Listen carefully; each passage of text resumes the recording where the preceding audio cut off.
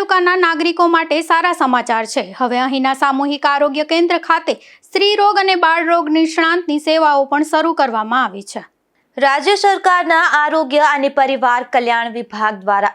અમલમાં મુકાયેલી સીએમ સેતુ યોજના હેઠળ રાણાવાવના સામૂહિક આરોગ્ય કેન્દ્ર ખાતે હવે સ્ત્રી રોગ તથા પ્રસૂતિ નિષ્ણાંત અને બાળ રોગ નિષ્ણાંતની સેવા ઉપલબ્ધ કરવામાં આવી છે